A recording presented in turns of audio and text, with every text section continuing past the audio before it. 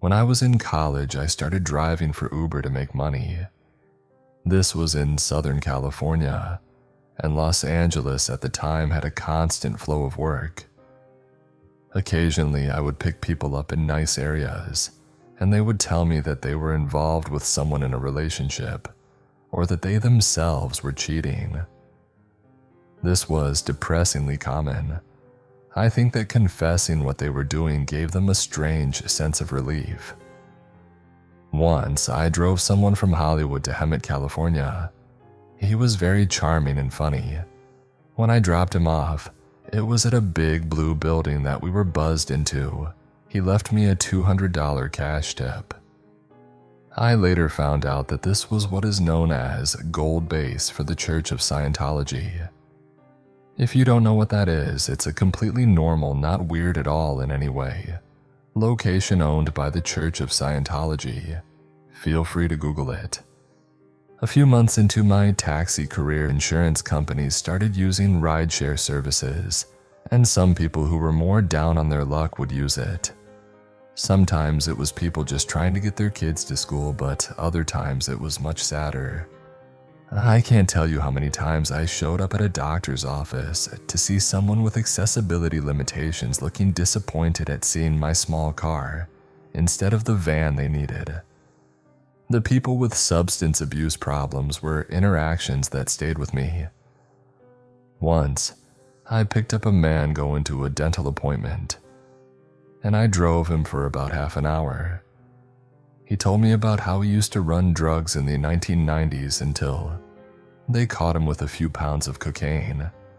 He told me about being moved from Nevada to Florida for trial, how he traveled handcuffed in a van, and how the cops would stop only once a day at McDonald's for their $1 menu item of the day.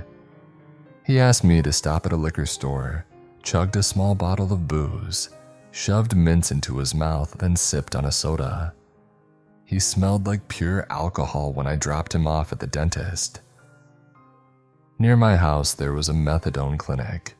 I would get up before dawn to be able to take those rides. Early bird gets the worm, right? Almost always, they were sweet and thankful. Sometimes they were a little out of it, but I never felt in danger or anything like that. Just good people going through tough times. These rides were the most consistently depressing. People who were going to court clearly drunk or high. Older women who had trouble requesting a ride and had been waiting in the parking lot of their dialysis center into the night. They would tell their stories sometimes. A person who was going to court for a child custody case. People struggling with mental illness. Some mornings were exhausting. Being up that early, I would also pick up another crowd that I had never anticipated. Funeral goers. The saddest funeral ride was when a man and a woman got into my back seat. Rather than speaking to me, the man handed me a neon printout of a map of a cemetery with instructions on what plot to go to, along with, "Hello, I am attending my father's funeral.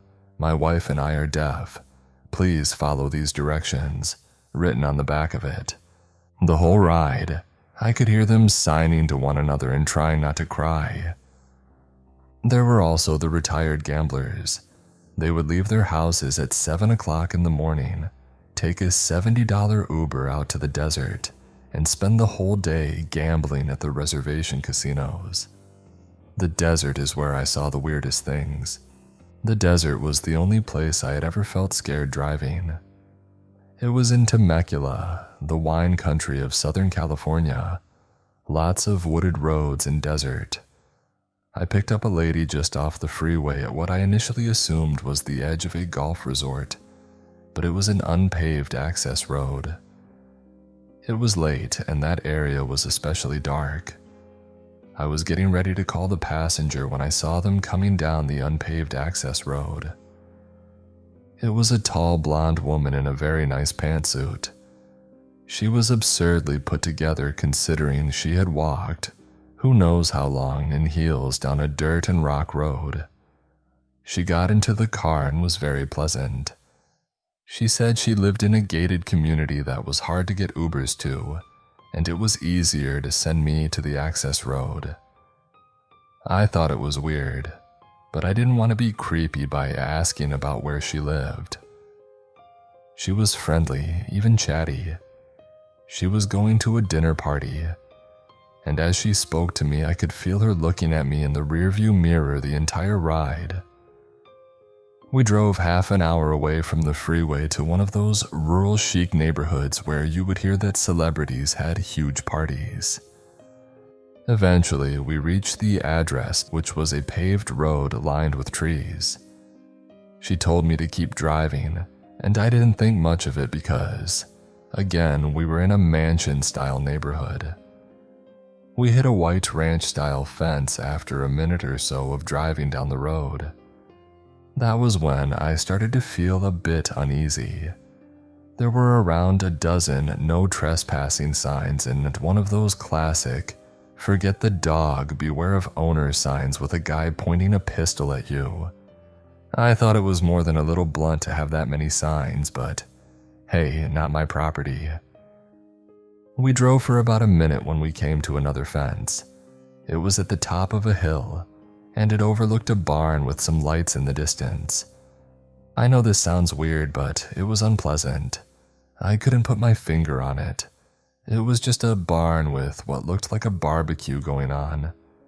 But being out in the woods without any light had freaked me out. The passenger told me I could just slide the gate open. As I approached the fence, I saw some signs that made me stop cold. Off to the side of the gate, not quite in the dark, but on the fringes of my headlights, there were metal signs with bullet holes through them. Swastikas and Confederate flags were brightly displayed. Southern California has a lot of white supremacist pockets. I had dropped off dozens of passengers in cities like Norco, and driven down streets with people drinking in their garages with a Nazi flag proudly hung behind them. It wasn't my favorite, but I wasn't spending any more time in those neighborhoods than I needed to. This was different though. It was after 11 o'clock at night and I had no idea where I was. I opened the gate and down the road I saw what I assume were cell phone flashlights lighting up and coming up the incline. This made me very uncomfortable. I went back and told the woman that I didn't think my car could make it back up the hill if I went down it. "What are you talking about? Just take me, it's right there." She was getting more heated and I could see the lights slowly making their way up the hill. She kept telling me I needed to cancel the ride and that she wouldn't pay to not be taken the entire way. I told her the pin I was supposed to take her to was a mile back up the road, but I was so nervous I relented and canceled on my end. She slammed the door as she got out. I took off before I could see the cell phone light people get closer. The road back was much rougher at the speed I was going. I felt a bump that felt like I hit a body, but I kept going. My car was driving poorly, but I kept going until I was past the fence, out of the rich neighborhood and stopped at a gas station. My right rear tire was messed up and I needed to change it. There were a few nails that looked like they had been attached to a piece of wood on my tire. I was freaked out so badly that sometimes I wish I had called the cops and reported it. But of course, all that happened was I got a flat tire on a back road, and I didn't want to spend the rest of my night waiting on a cop car. I know it's far more likely that I freaked myself out than that a bunch of Nazis were planning to mess with a random Uber driver. But picking up a well-dressed businesswoman from a remote location and dropping her off at another remote location gives me chills that I have trouble explaining to this day.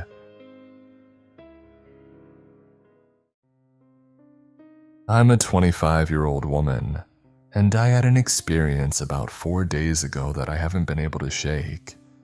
I was dog and house sitting for my boyfriend who was 26, while he was away on a backpacking trip.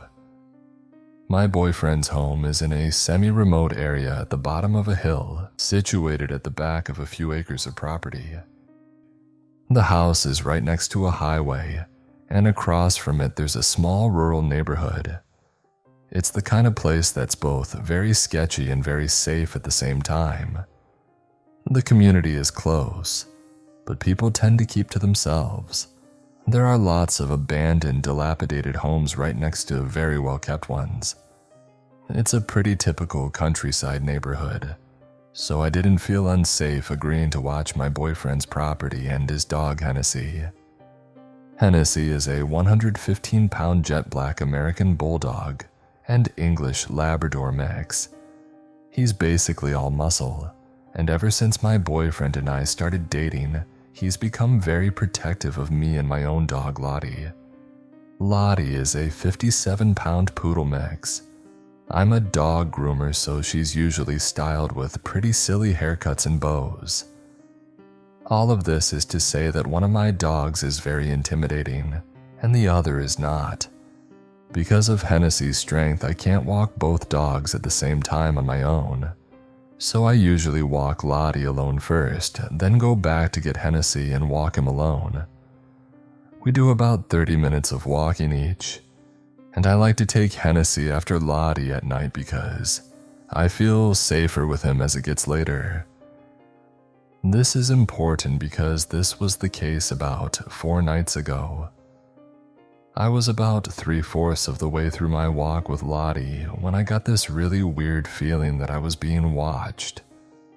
The hairs on the back of my neck stood up, and I looked around to see that about 30 feet or so back, there was a tall man in a hoodie standing next to an older, run-down home. I instantly thought the hoodie was strange. I live in Northern California, and it's early August. It doesn't get cooler than 87 degrees in the evening, especially when the sun is still setting like it was at that time. I forced myself to brush it off because I tend to be fairly paranoid due to my years of reading Let's Not Meet stories. As I kept walking, the sun kept setting and the streets began to slowly get darker. I would glance back from time to time and notice that the man was keeping pace with me, maintaining that 30-foot distance. If I turned a corner, so did he. If I sped up, so did he. Finally, we reached the highway, and I crossed right before a car came speeding past, hoping that if the guy was following me, this would put some distance between us, which it did, but that didn't stop him from continuing to follow me. I walked as fast as I could to the house, not wanting to turn around, but now I could hear his footsteps on the gravel. At this point, Lottie had noticed him too and started to bark and growl. I forced her to keep moving and thankfully made it back inside the house, slamming and locking the door, hoping that that was the end of it. It was not. Moments after I'd shut and locked the door, I felt someone trying to open it. The dogs heard this too and started barking, as they always do when someone is at the door. There's no peephole on the door, but I can talk to whoever is on the other side. It's a pretty thin door. So I yelled out and asked who was there. Through the barking, I could hear a man's voice say, "I love your dog, can I meet her?" For some reason, the way he said it was so creepy. It was like there was nothing behind it, almost as if he'd rehearsed the line beforehand. I yelled back no and asked him to please go away. He paused for a second and then said again, "I love your dog, can I meet her?" He started trying the door handle again, this time pushing up against the door. By this point, Hennessy could tell something was wrong, and so could Lottie. The hair on the back of Hennessy's neck was standing up, and he was gnashing his teeth while growling. At that moment, I don't know what possessed me, but I threw Lottie into the bathroom behind me and grabbed Hennessy by the collar, keeping him close to the door with me. He was still barking and going crazy. I heard the man repeat that he wanted to meet my dog, and I yelled out, "Leave!" He paused and then slammed into my door. I saw the door move, and at that moment I unlocked the door and opened it just wide enough for Hennessy to get about halfway out. He was going bonkers at this point. My hand was starting to hurt from holding him back. I could hear his teeth clacking as he ferociously chomped toward the man. Well, this dude was not expecting Hennessy. He stumbled back, almost falling over, and cursed as he scrambled to stay off the ground. He didn't even look at me and instead booked it up the hill as fast as he could and out of sight. I managed to pull Hennessy back in and called the cops to tell them what had happened. I never got a good look at the guy, and they basically told me there wasn't much I could do. But they did take my statement and said they'd contact me if anything ever came of it. I am so thankful for Hennessy. After all that, I snuggled up with him and Lottie that night and cried because it had all hit me how terrifying that was. I literally went out the next day and bought him the biggest bone I could find from a pet store nearly an hour away because he'd earned it. I also got Lottie something too, of course.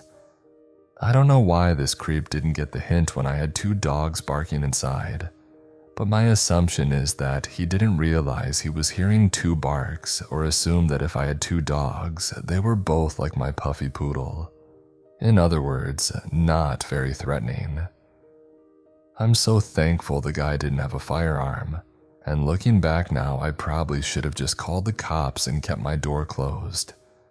But I hope that because he saw Hennessy, he'll know not to come back and mess with us, because if he does, I'll let my big sweet boy rip his arm off. I was young and dumb. This took place when I was about 14 or 15 years old. I would stay over at my best friend's house constantly. She's an only child and her mom would let us do anything, including leaving their place by ourselves at 1 or 2 in the morning. I'm surprised we are alive, because we were very trusting. Like get into a car with a group of teenage boys we just met type of trusting. So one night we were hanging out at a guy's house. The plan originally was that we were going to stay the night there. His grandma ended up getting angry at him and told everyone to leave. It was about 1 a.m., and we had no other option than to walk to her house. We decided to cut through a used car dealership. The security guy spotted us and told us we were trespassing.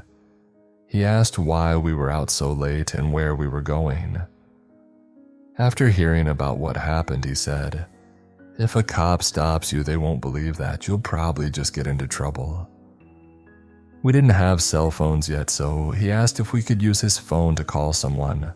My friend's mom was going through a rough patch financially and didn't have phone service. My mother would have killed us if we tried to call her, so we told him we have no one. So security dude offers to pay for us to stay in a motel for the night. This man was probably 30 to 35 years old. My friend and I were both only 14 or 15. Stupidly, we accepted his offer, so we both go to get into the back seat of his car when he says, "One of you could sit up front." So my best friend promptly jumps in the back, leaving me to sit up front. We stopped by his bank and then headed to the nearest motel. The entire drive there, he was telling us that he was a war vet and got injured on tour, saying he would kill for a massage. He asked if either of us were any good at massaging people. We said, no, not really. We finally get to the motel. This dude parks and tells us to stay in the car, but not before he takes his handgun, that I did not see before, out of the holster and puts it in the glove box directly in front of me and locks it. Then goes in the office to pay for the room. He ended up asking if he could come up with us and we could give him a massage as like a thank you. We said no and booked it up the stairs. We deadbolted the door the second we got in there. We definitely did not sleep that night. We were too creeped out. As soon as the sun came up, we got out of there and walked a good hour and a half back to my friend's place. 12 years later, I'm 26 years old and just browsing Facebook. I saw a news article about an army vet being arrested for abducting and sexually assaulting 2 teenage girls. It was the same bald-headed security guy that picked up me and my friend. It was a very unsettling feeling thinking of what could have happened.